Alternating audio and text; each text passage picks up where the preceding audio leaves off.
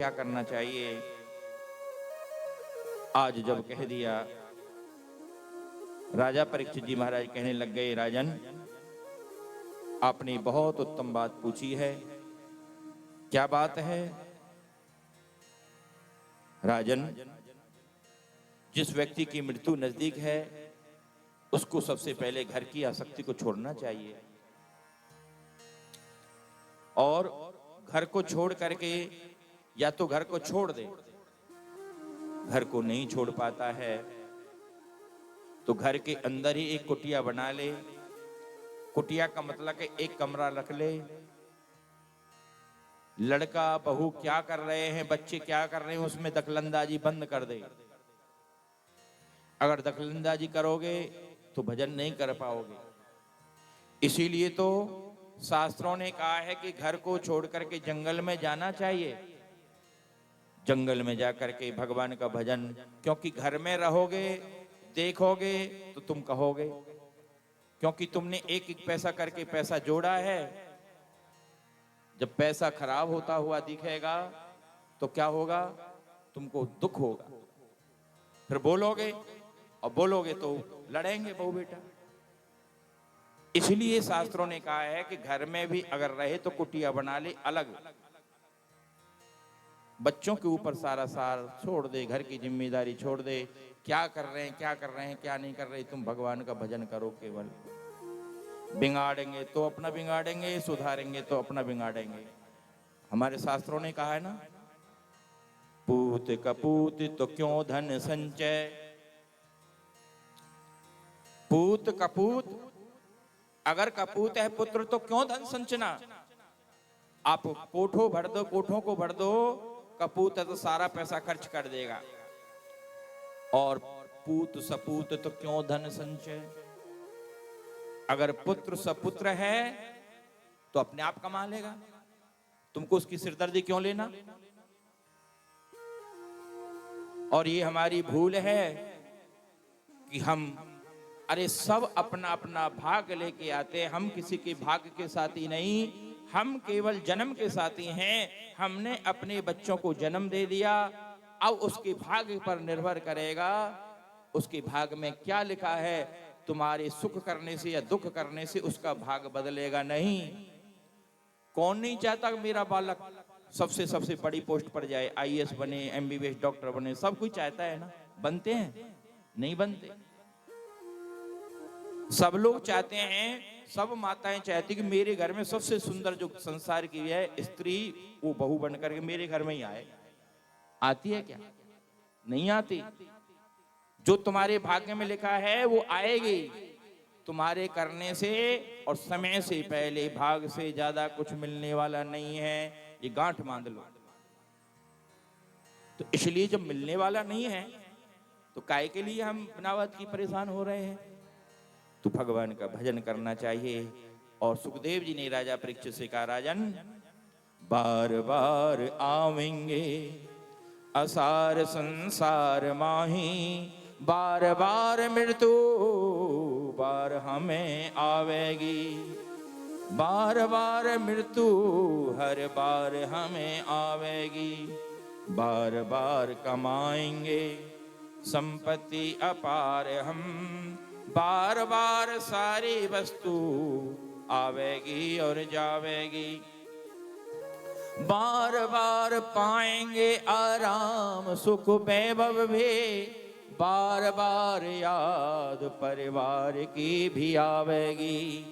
बार बार राधा कहो, बार बार कृष्ण कहो, बार बार ऐसी घड़ी हाथ नहीं आवेगी। बार बार राधा कहो, बार बार कृष्ण कहो, बार बार ऐसी घड़ी हाथ नहीं आवेगी। भैया हमारे ब्रिज में एक भजन गाते हैं, क्या?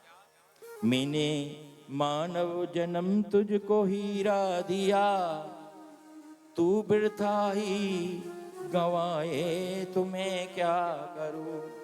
अरे मैंने मानव जीवन तुझको हीरा दे दिया, अब तू इस हीरा को गंवा रहा है तो मैं क्या करूं। मैंने पोते वे नाते बहुत तेरे दिए, तेरी सेवा न करते तो मैं क्या करूं। मैंने पोते वे नाती बहुत तेरे दिए, तेरी सेवा ना करते तो मैं क्या करूं।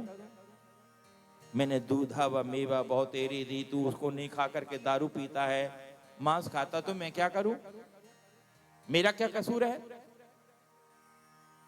मैंने मानव जन्म तुझको हीरा दिया, तू वृथा ही गंवाए तो मैं क्या करूं। भगवान ने तो तुमको दिया है मानव जीवन, ऐसे ही नहीं मिलता महाराज, बारंबार नहीं मिलेगा। इसलिए कहा बार बार राधा कहो, बार बार कृष्ण कहो, बार बार ऐसी घड़ी हाथ नहीं आवेगी। और तुम कहोगे कि बुढ़ापे में भगवान का भजन कर लेंगे, बुढ़ापे में भगवान का भजन नहीं होगा। जो पूरी जिंदगी जो काम हम करते हैं, बुढ़ापे में वहीं दिमाग जाता है। माला हाथ में लेके बैठोगे, वहीं दिमाग बारंबार जाएगा।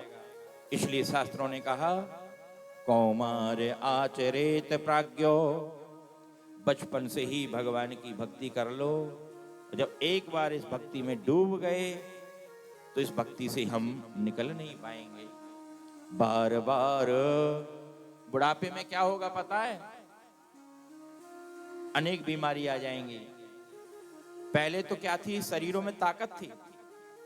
आज से 25-30 साल 35-40 साल पहले ये बीमारी थी नहीं थी। शुगर वुगर, ये जो बीपी नहीं होते थे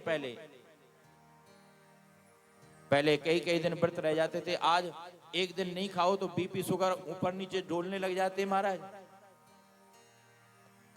तो शरीरों में ताकत नहीं रह गई है, तो भजन कैसे कर पाओगे जब बुढ़ापे में कानों से सुनना बंद हो जाएगा। कान में लगेगा जाला, कान में लगेगा जाला, कानों से सुनना बंद हो जाएगा। जब कानों से सुनना बंद हो जाएगा, कान में लगेगा जाला, नाक से बहेगा नाला, लाठी से पड़ेगा पाला इस जिंदगानी में। जो अभी छाती निकाल के चल रहे हो ना, कमर झुक जाएगी, लाठी के सहारे चलना पड़ेगा बुढ़ापे में।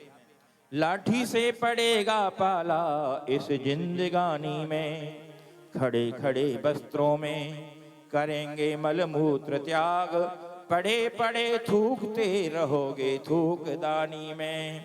शरीर में हिम्मत नहीं पड़ेगी, चलने फिरने की ताकत नहीं रहेगी। ऐसे में भजन हो रहा है, फिर तो कहे हे भगवान ले जा, हे भगवान ले जा, फिर भजन नहीं होगा। और शक्ति ना रहेगी तब भक्ति क्या करोगे तब, कैसे हरि नाम मधुर गाएंगे बानी में। कीजिए वियोग भक्ति योग सब भोगन ते, कीजिए भजन नंदलाल का जवानी में।